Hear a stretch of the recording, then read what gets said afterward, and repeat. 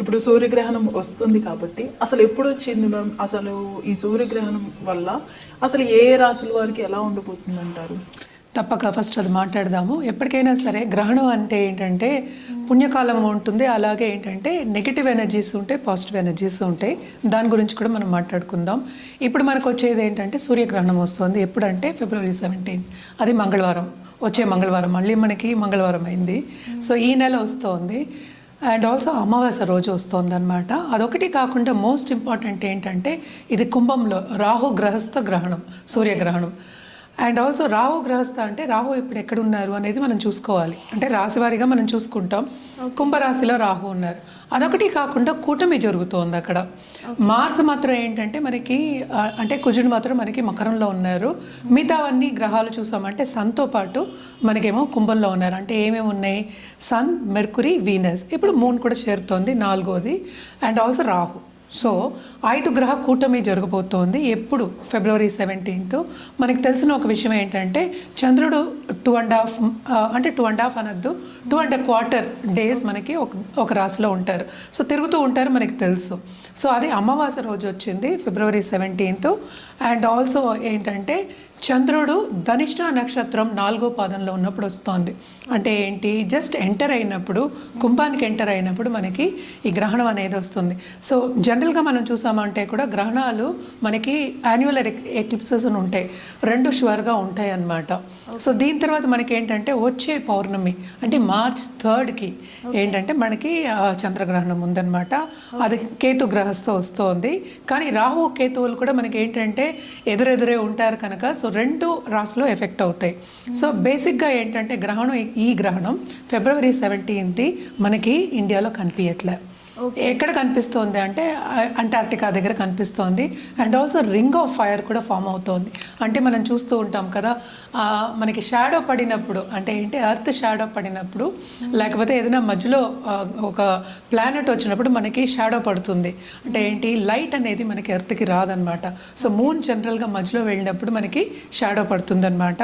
So అదేంటంటే పూర్ణంగా, almost పూర్ణంగా మనకి కనిపించబోతుంది. టోటల్ సోలార్ ఎక్లిప్స్ కింద కనిపించబోతోంది. సో అప్పుడే మనకి ఏంటంటే రింగ్ ఆఫ్ ఫైర్ అనేది కనిపిస్తుంది. ఇది కూడా ఎక్కడ కనిపిస్తుంది? ఎక్కువ అంటార్క్టికాలో కనిపిస్తుంది అనమాట. ఇండియాలో అయితే ఏమీ లేదు. బట్ జనరల్గా ఏంటంటే గ్రహణం వచ్చినప్పుడు అంతా మనం కొన్ని విధి విధానాలు మనం పాటిస్తూ ఉంటాం. సో ఏం పాటించాలి అనేది వెరీ ఇంపార్టెంట్. ఈసారి మనం ఎక్కువ పాటించక్కర్లే. బట్ జనరల్గా చూసాము అంటే ఎప్పుడు పాటించవలసింది ఏంటంటే అది పట్టుకున్నప్పుడు, అంటే గ్రహణం పట్టుకున్నప్పుడు స్నానం చేస్తాం, పట్టు విడుపప్పుడు స్నానం చేస్తాం. అదొకటి కాకుండా దర్భ మనం గ్రాస్ వేసుకుంటాం అనమాట అన్నిటి మీద, తినుబండాల మీద. ఎందుకని అంటే ఏంటంటే నెగిటివ్ ఫోర్సెస్ ఉంటాయి, పాజిటివ్ ఫోర్సెస్ ఉంటాయి. సో ఇవి రెండింటిని మనం కాపాడడానికి, ఫుడ్ని కాపాడడానికి మనం చేస్తూ ఉంటాం. అంటే ఏంటి, దర్భ వేస్తారు, అలాగే ఏంటి తులసి ఆకులు కూడా వేసుకుంటూ ఉంటారనమాట. అదొకటి కాకుండాను మనం ఏంటంటే ఆ టైంలో ఎక్కువ మనం ప్రతిష్టానం అవన్నీ కూడా చేయకుండాను అక్కడ కూర్చుని మనం ఏంటంటే హోమాలు కానీ పెద్ద పెద్ద పూజలు కానీ అవన్నీ చేసుకోకుండా ఆధ్యాత్మికంగా స్పిరిచువల్ గ్రోత్ మీద లేకపోతే మంత్రసిద్ధి మీద ఎక్కువ మనం కాన్సన్ట్రేట్ చేస్తామన్నమాట. ఇది బెస్ట్ టైం టు గెట్ మంత్రసిద్ధి. అంటే ఏంటి, సిద్ధులు పొందడానికి ఇది చాలా మంచి సమయం. మన సినిమాల్లో కూడా చూస్తూ ఉంటాం, నెగటివ్గా చూపిస్తూ ఉంటారు. సిద్ధులు వస్తాయి, ఎక్లిప్సెస్ వచ్చినప్పుడు సిద్ధులు వస్తాయి. ఎక్కువ మనకి ఏంటంటే నెగటివ్ ఫోర్సెస్ ఎక్కువ అవుతాయి కనుక మనకేంటి, ఆ ఫోర్సెస్ ఎక్కువ అవుతాయి కనుక మనం ఏదైనా ఒకటి చేయాలి అంటే కనుక చెయ్యొచ్చు అనేది మనకి సినిమాల్లోంచి చాలా చూస్తూ ఉంటాం. బట్ జనరల్గా చెప్పుకోవాలి అంటే కనుక తప్పక ఏంటంటే ఆ టైంలో మంత్రోపదేశం చేసుకోవచ్చు, తీసుకోవచ్చు కూడాను, ఒక గురిని పాటించవచ్చు.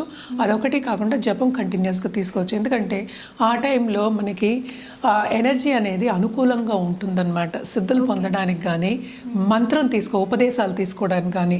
సో అదేంటంటే అమృతకాలం, అంటే ఏంటి, మంచి కాలం కింద మనం చెప్పుకుంటూ ఉంటాం అన్నమాట. ఇది ఈ గ్రహణం ఎప్పటి నుంచి ఎప్పటి వరకు ఉంది అంటే మధ్యాహ్నం 3 నుంచి 3:30 అనుకుందాము. రాత్రి 7:57 అలాగే 8 వరకు ఉంది. ఆల్మోస్ట్ 4 hours ఉంటుంది. లేదు, పాటించక్కర్లేదు. ఇప్పుడు పట్టు విడుపు అక్కర్లేదు, ముందు స్నానం అక్కర్లేదు. ఇవన్నీ జనరల్గా చెప్పుకోవడం ఎందుకంటే తెలియాలి ప్రేక్షకులకి అని చెప్పడం అనేది జరుగుతుంది అనమాట. ఇండియాలో కనిపించదు కనుక మనకి ఏంటంటే మనం ఏమీ చేయక్కర్లేదు. మామూలుగా ప్రతిష్టానం చేసుకోవచ్చు, పూజలు చేసుకోవచ్చు, అన్నీ చేసుకోవచ్చు, ప్రాబ్లం ఏమి ఉండదు అనమాట. బట్ జనరల్గా మనం చెప్పేది ఏంటంటే ఇంకో జాగ్రత్త జాగ్రత్త ఎప్పటికైనా చెప్పేది ప్రెగ్నెంట్ ఉమెన్కి చెప్తూ ఉంటాం. కడుపుతున్న వాళ్ళు పడుకునే ఉండాలి, కదలకూడదు, ఇవన్నీ చెప్తూ ఉంటారు గ్రహణం టైంలో. ఎస్పెషలీ సోలార్ ఎక్లిప్స్ వచ్చినప్పుడు ఎక్కువ చెప్తూ ఉంటాం అనమాట. ప్రభావం ఎక్కువ ఉంటుంది, ఆ ఫోర్సెస్ది, ఆ ఎనర్జీస్ది ఎక్కువ ఉంటుందని చెప్తూ ఉంటాం. ఈ టైంలో ఏంటంటే జాగ్రత్త తీసుకోవాల్సింది ఏంటంటే ప్రెగ్నెంట్ ఉమెన్ అంటే ఏంటి, కడుపుతున్న వాళ్ళు, నిండు గర్భిణీలు కొంచెం ఎండ దగ్గరికి వెళ్లకుండా ఉంటే, ఎండలో వెళ్లకుండా ఉంటే చాలు అని చెప్పడం జరుగుతుంది. అంటే ఏంటి, ఏదైనా చేయొచ్చు, టీవీ చూడొచ్చు, తినచ్చు, అన్నీ చేయొచ్చు. ఎందుకంటే ఇక్కడ కనిపించట్లా. మనం ఇందాక చెప్పిందంటే జనరల్గా ఏం చేయాలో నేను చెప్పడం జరిగింది అనమాట. ఏదైనా చేయొచ్చు, కానీ సన్కి డైరెక్ట్గా ఎక్స్పోజ్ అవ్వద్దు. ఎందుకని ఇది చెప్తున్నాం అంటే, ఎక్కడైనా సరే ఇది మన లోకమే కదా, మనం ఈ లోకంలోనే ఉన్నాం. మనకున్నది ఒకటే సన్, మనకే 100 సన్లు లేవు కదా. ఒక గ్రహం గురించే మనం మాట్లాడుతాం, సన్ గ్రహం. అంటే సూర్య ఎక్లిప్స్ అవుతుంది, అంటే సోలార్ ఎక్లిప్స్ అవుతుంది, ఒకటే కదా మరి గ్రహం. సో దాని ప్రభావం, రేస్ అనేది, ఎనర్జీ అనేది ఎక్కడైనా అలాగే ఉంటుంది కదా. సో మనకి కనిపించకపోయినా ఆ రేస్, ఆ ఎనర్జీ మనకి ఇక్కడికి వచ్చినప్పుడు, ఇండియాకి వచ్చినప్పుడు కూడా కొంతవరకు ప్రభావితం అవుతుంది. అండ్ ఆల్సో నెగిటివ్ ఎనర్జీ మనకు వచ్చే ఛాన్సెస్ ఉన్నాయి. సో ఎందుకు ఛాన్స్ తీసుకోవడం అనేది మనం ఇవన్నీ చెప్పడం జరుగుతుంది అనమాట. సో జనరల్గా మనం చూసామంటే గర్భిణీ స్త్రీలు బయటకు వెళ్ళకూడదు, ఇవన్నీ చెప్తూ ఉంటాం, జాగ్రత్తలు చెప్తున్నాం. అది ఇది తుంచకూడదు, ఇలాంటివన్నీ చెప్తూ ఉంటాం. అదే, సో ఇప్పుడు పడుకోమని చెప్తారు, అసలు కదలకూడదు అని చెప్తూ ఉంటారు అనమాట. ఇవన్నీ ఏమీ అవసరం లేదు, ఎండలో వెళ్ళొద్దు. ఎందుకంటే ఇది కూడా మనకి ఏంటంటే ఆఫ్టర్నూన్ వస్తుంది. సో మనకి సన్సెట్ అయ్యే టైం అంటే 6 o'clock అనుకుందాము. సన్సెట్ అయ్యే వరకు అంటే ఏంటి, ఒక 2 గంటలే కదా. సో ఈ టైంలో తినచ్చు, ఏదైనా చేసుకోవచ్చు అనమాట, ప్రాబ్లం ఏమి ఉండదు. పూజలు కూడా చేసుకోవచ్చు. కానీ ఇవన్నీ ఏం చేస్తాము, గ్రహణం ఇక్కడ కనిపించినప్పుడు, మన ప్రదేశంలో కనిపించినప్పుడు ఎప్పటికైనా సరే ఇవన్నీ అంటే ప్రతిష్ఠ చేయడం కానీ, పూజలు చేయడం కానీ, అలాగే ఏంటంటే మనం తినడం కానీ ఇవన్నీ ఏమీ చేయమన్నమాట. సో జనరల్గా ఏంటంటే స్నానాలు చేస్తాం, అదొకటి కాకుండా దానం ఇవ్వడం చెప్తాం. ఈ టైంలో మనకి ఇక్కడైనా సరే, మనకి ప్రపంచంలోనే జరుగుతుంది కనుక దానం ఇవ్వడం అనేది వెరీ ఇంపార్టెంట్. ఏదైనా సరే తెల్ల వస్తువులు దానం ఇవ్వమని చెప్తాం అనమాట. అంటే బట్టలు అవ్వచ్చు, అలాగే బియ్యం అవ్వచ్చు, అలాగే ఏంటంటే ప్రతిమ, సిల్వర్లో చేసిన ప్రతిమ. ఏం ప్రతిమ, స్నేక్ది. అంటే మనకేంటో ఒక పావు ప్రతిమ ఉంటుంది, అది తీసుకెళ్ళి మనం దానం ఇవ్వడం అనేది ఆన్మాయితీ అనమాట. అదొకటి కాకుండా అర్ఘ్యం ఇవ్వడం, సూర్యుడికి అర్ఘ్యం ఇవ్వడం జనరల్గా మనం ఎప్పుడు చేస్తున్న ఒక పద్ధతి. సో ఇది కంటిన్యూస్గా చేసుకోవచ్చు. కానీ ఇదివరకు ఏం చేసేవాళ్ళు అంటే, గ్రహణం ముందు అన్నీ ఏంటంటే మనం సర్దేసి పెట్టేసుకుని, అన్ని గర్భలు వేసేసి, అన్ని దర్భలు వేసేసుకుని రెడీ పెట్టుకుంటాం. ఇదేంటంటే ఊరగాయలు అవన్నీ ఏంటంటే ఇదివరకు ఫ్రిడ్జ్లో అవి ఉండేవి కాదు. సో ఊరగాయలు కానీ, పళ్ళు కానీ అవన్నీ ఏమి పడేసుకోలేము కదా. సో దాని మూలనే ఏంటంటే పళ్ళుకి ఏమి ఉండదు, నెయ్యికి ఏమి ఉండదు, పెరుగుకి ఏమి ఉండదు అని చెప్తూ ఉంటాం అనమాట. జనరల్గా మనం చూసామంటే మనం చేసిన వస్తువులు, అన్నం కానీ అంటే ఏంటి, మనం వండుకున్న వస్తువులు. సో గ్రహణం అయిన తర్వాత స్నానం చేసి వండుకునేవాళ్ళు, దాని తర్వాతే తినేవాళ్ళు. అది వాట్ ఎవర్ దానికి ముందు ఉన్నదేమో అంటే ఏంటంటే ఇదివరకు ఎవ్రీడే చేసుకుని తినడం అనేది అలవాటే. అంటే పూటకి వండుకునేవాళ్ళు కదా. సో పొద్దున్నది సాయంత్రం తినడం కానీ అలాంటివి ఎక్కువ చేసేవాళ్ళు కాదు. సో ఇది కూడా ఏంటంటే గ్రహణం కూడా మనకి అలాగే అనమాట. గ్రహణం ముందు అన్నీ తోవేసుకుని క్లీన్గా పెట్టేసుకుని దాని తర్వాత వండుకొని తినడం అనేది మనకి ఆన్మాయితీ ముందు నుంచి. చిన్న డౌట్, ఇప్పుడు అసలు ఈ గ్రహణాలకి మనం ఫుడ్ తినడానికి ప్లస్ ఈ ప్రెగ్నెంట్ లేడీస్కి అసలు వీటన్నిటికీ ఏంటి మేడం రిలేషన్? Negative energy. ఇప్పుడు ఏదైనా నెగిటివ్ ఎనర్జీ వచ్చిందంటే కనుక, అంటే నెగిటివ్ ఎనర్జీ ప్రభావం అంటే energy, we are all energy, energy field అంటాం. సో మనం కూడా ఎనర్జీయే కనుక, సపోజ్ ఏదైనా నెగిటివ్ ఎనర్జీ వచ్చిందని, ఎందుకంటే ఇది షాడో పడుతుంది. అండ్ గ్రహాలు కూడా మనం మాట్లాడుకుంటే రాహు, కేతు షాడో గ్రహాలు. And also they are malefics, అంటే ఏంటి, చెడు చేసే గ్రహాలు. సో జనరల్గా మనకి ఏంటంటే ఇప్పుడు ఫుడ్ ఎప్పటికైనా సరే అది కూడా ఎనర్జీయే, కరెక్ట్. సో వండుకున్న ఫుడ్ కూడా దానికి ఒక ఎనర్జీ ఉంటుంది. ఎప్పటికైనా సరే మనం అన్నం పరబ్రహ్మ స్వరూపం అంటాం. సో దేవుళ్ళలాగా చూస్తాం అనమాట.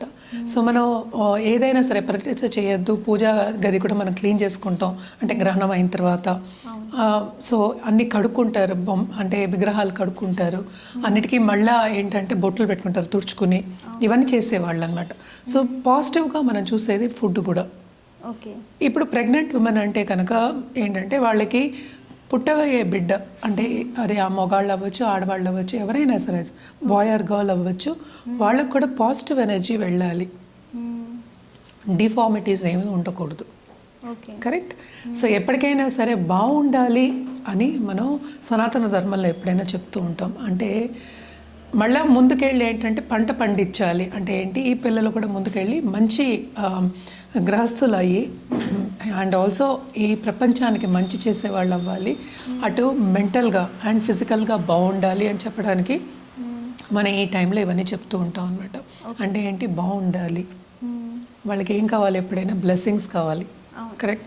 సో ఏమి నెగిటివ్ అవ్వకూడదు అని చెప్పడానికి ఇదే చాలా ఎగ్జాంపుల్స్ కూడా ఉన్నాయి. అంటే ఏంటి, తుంచిన వాళ్ళకి డిఫార్మిటీస్ వచ్చాయి పిల్లలకి అని అందరిది మనం తీసుకోలేము, బట్ మనకి ఎప్పటికైనా సరే prevention is better than cure. So ఇవన్నీ ప్రివెంట్ చేయడానికి మనం చెప్తూ ఉంటాం. Food is also like that. అంటే ఏంటి, ఫ్రెష్గా చేసుకుని తినడం, ఆ నెగటివ్ ఎనర్జీ ఇది మనం ఎందుకు తినాలి అన్న ఒక ఉద్దేశం మీద ఇది పెద్దవాళ్ళు మనకు చెప్పారు. ఇప్పుడు నేను చెప్పింది కాదు, మిగతా వాళ్ళు చెప్పింది కాదు, ఇవన్నీ పెద్దవాళ్ళు చెప్పిన ఒక పద్ధతి అనమాట. సో పద్ధతి పాటిస్తున్నాం. సో జనరల్గా ఇది అయిపోయిన తర్వాత కూడా మనం ఏంటంటే మనం దానం ఇవ్వడం అనేది మనం చేస్తుంటాం. ఇందాక నేను చెప్పినట్టు ఒక ప్రతిమ బియ్యం 1.1 kgs బియ్యం ఇస్తారనమాట. సో నెక్స్ట్ మనం మాట్లాడుకోవాల్సింది ఏ రాశి వాళ్ళకి బాగుంది, ఏ రాశి వాళ్ళకి అంత బాగాలేదు అనేది మాట్లాడుకోవాలి. జనరల్గా మనం చూసాము అంటే కనుక ఎప్పటికైనా సరే 3, 6, 11లో ప్లానెట్స్ ఉంటే బాగానే ఉంటుంది. అంటే రాశి వారీగా మనం చెప్పేది దాంట్లో గోచరం అయినప్పుడు బాగుంటుందని చెప్పుకుంటూ ఉంటాం అనమాట. కానీ గ్రహణానికి ఏంటంటే ఇక్కడ కూటమి కూడా అవుతోంది. సో వీటికి మళ్ళీ ఏంటంటే ఓనర్షిప్ చూసుకోవాలి. అంటే ఏ రాశికి ఓనర్, అంటే ఇప్పుడు మార్స్ ఉన్నారు, అంటే కుజుడు ఉన్నారు, కుజుడేమో మనకి మకరంలో ఉన్నారు. దేనికి ఓనర్ ఆయన ఏరీస్ అంటే ఏంటి, మేషానికి, అలాగే మనకి స్కార్పియో వృచ్చికానికి. సో ఆయన కూడా ఎఫెక్ట్ అవుతున్నారు. అలాగే ఏంటంటే శని ఎక్కడున్నారు, మనకి మీనంలో ఉన్నారు. సో ఈ రెండు కూడా కొంతవరకు నెగిటివ్ ప్లానెట్స్, పాపగ్రహాల కింద మనం తీసుకుంటాం ఎక్కువ. అంటే ఏంటి, ఒక్కొక్క జాతకం పట్టే పాపగ్రహాలు అండ్ శుభగ్రహాలు అని తీసుకోవడం. బట్ జనరల్గా మనం చూసామంటే స్వభావాలు అంత మంచివి కాదని చెప్తూ ఉంటాం అనమాట. సో గ్రహ స్వభావాలు. చిన్న డౌట్ మ్యామ్, అంటే ఈ సూర్యగ్రహణం గ్రహణాల ఎఫెక్ట్ కూడా రాసుల మీద కూడా పడే అవకాశం ఉంటుంది అంతే కదా. ఏ రాశి మీద ఇప్పుడు గ్రహణం వస్తుందో దాన్ని బట్టి మనం మాట్లాడుకుంటున్నాం. సో ధనిష్ట 4 అంటే కుంభంలో అవుతుంది, రాహు ఎక్కడుంటే అక్కడ అవుతుంది, కేతు ఎక్కడుంటే అక్కడ అవుతుంది. సో రాశిలోనే ఉంటాయి, అవి ఎక్కడికి వెళ్తాయి. సో ఆ గ్రహాలన్నీ అవి రెండు మంచి గ్రహాలు, పాపగ్రహాలు కనుక. అలాగే ఈ గ్రహణం కూడా వచ్చేది కుంభంలో. సో అటు ఇటు కూడా పాపగ్రహాలు ఉన్నాయి కనుక సో కొంచెం ఎఫెక్ట్ అనేది ఎక్కువ ఉంటుంది అని చెప్పడం జరుగుతుంది అనమాట. ఇవన్నీ ఏంటంటే సూచనలు. దేని మీద ఎక్కువ ఎఫెక్ట్ పడతాయంటే జనరల్గా మనకి ఇప్పుడు వార్ వచ్చే సూచనలు చెప్తూ ఉంటారు. అంటే జన నష్టం అయ్యే సూచనలు మనం చెప్తున్నాం అనమాట. సో ఎక్కడైనా సరే వాల్కనోస్ ఇది అవ్వడం కానీ, ఎర్త్క్వేక్స్ రావడం కానీ, లేకపోతే ఫైట్స్ అవ్వడం కానీ, లేకపోతే జన నష్టం అలాగే ఆస్తి నష్టం కలిగే ఒక సూచన మనం చెప్పడం అనేది జరుగుతుంది జనరల్గా మనం చెప్పాలి అంటే. అలాగే పొలిటికల్గా కూడా కొంతమంది పైకి వచ్చే ఛాన్సెస్ ఉంటాయి, కొంతమంది ఏమో కిందకి పడిపోయే, అసలు కంప్లీట్గా పడిపోయే ఛాన్సెస్ మనం చూస్తున్నాం. అదొకటి కాకుండాను మనకి మెటల్స్ కానీ, లేకపోతే సపోజ్ ఇప్పుడు కమోడిటీస్ ఉన్నాయి, అవన్నీ ఎక్కువ అయ్యే ఛాన్సెస్ మనకి ఎక్కువ కనిపిస్తున్నాయి. అంటే గోల్డ్, సిల్వర్ మనకి తెలుసు ఆల్రెడీ ఎక్కువ అవుతున్నాయి, బాగా ఎక్కువ అవుతున్నాయి. ఈ కూటమి కూడా జరుగుతోంది కనుక అదొక్కటి కాకుండా జూపిటర్ దృష్టి అనేది మనకి కుంభం మీద ఉంది కనుక మనం చూసామంటే అంటే ఎప్పటికైనా సరే రాహు జూపిటర్ కలయిక ఉంటే గోల్డ్ కానీ మెటల్స్ కానీ ఎక్కువ అయ్యే ఛాన్స్, ఇప్పుడు కాపర్ కూడా ఎక్కువ అయ్యే ఛాన్సెస్ మనకి ఎక్కువ కనిపిస్తున్నాయి. సో ఎలా ఎఫెక్ట్ అవుతుంది అది, ఇదేంటంటే హ్యుమానిటీ మీద ఎఫెక్ట్ ఇస్తుంది, హ్యూమన్స్ మీద. అంటే ఏంటి, కొంతమందికి చాలా మటుకు ప్రెషర్ ఉంటుంది, ఫైనాన్షియల్ ప్రెషర్, కొంతమంది పైకి రాలేరు, బిజినెస్ ప్రపోర్షన్స్ తగ్గిపోతాయి. అంటే ఏంటి, స్తంభించిపోయే ఛాన్సెస్ కూడా మనకి ఎక్కువ కనిపిస్తాయి అన్నమాట. ఇది జనరల్ ప్రెడిక్షన్స్. సో ఇందాక నేను చెప్పినట్టు దానం ఇవ్వడం కానీ, ఇలా పూజలు చేసుకోవడం కానీ ఇవన్నీ చేసుకోవచ్చు. సో ఏ రాశి వాళ్ళకి అంత బాగుంటుంది అంటే ఫస్ట్ కుంభం ఎక్కువ ఎఫెక్ట్ అయింది, మీనం బాగా ఎఫెక్ట్ అవుతుంది, అదొకటి కాకుండా సింహం to a certain extent. And also మనం చూసాము అంటే మనకి కర్కాటకం కూడా, ఎందుకంటే జస్ట్ ఎంటర్ అవుతున్నప్పుడే మనకి ఈ రాశికి ఎంటర్ అవుతున్నప్పుడే మనకి గ్రహణం వస్తుంది. సో ఎగ్జాక్ట్ 6th అయినప్పటికీ ఈ రాశి నుంచి 6వ రాశి మనకి కర్కాటకమైన అంటే కుంభం నుంచి అయినప్పటికీ కూడాను కర్కాటక రాశి వాళ్ళకి కూడా చాలా ఎఫెక్ట్ అనేది మనకి కనిపిస్తుంది అనమాట. అదొకటి కాకుండా ఇప్పుడు మనకి 4 రాశులు. సో ఎవరెవరికి చాలా బాగుంటుందని చూద్దాం. అంటే మేషానికి బాగుంటుంది, అలాగే వృషభానికి బాగుంటుంది, కన్యకి బాగుంటుంది, అలాగే మనకి ధనుర్కి బాగుంటుంది అనమాట. సో ఈ 4 రాశుల వాళ్ళకి చాలా బాగుంటుంది. అంటే దేంట్లో బాగుంటుంది, ఫైనాన్షియల్ సిచ్యువేషన్ ఇంప్రూవ్ అయ్యే ఛాన్సెస్ ఉంటాయన్నమాట. మిగతా 4 రాసుల వాళ్ళకి మిశ్రమ ఫలితాలు అనేవి మనం చెప్పుకోవడం జరుగుతుంది. సో ఎప్పటికైనా సరే మనం చెప్పిన అంత బాగుంటుందని చెప్పిన రాసుల వాళ్ళకి తప్పక నేను చెప్పిన పద్ధతి పాటించవచ్చు. ఎందుకంటే నేను ఇందాక చెప్పినట్టు మొత్తం మనకి ఉన్నది ఒక సన్ గాడే. ఎక్కడైనా ఒక గ్రహమే అది.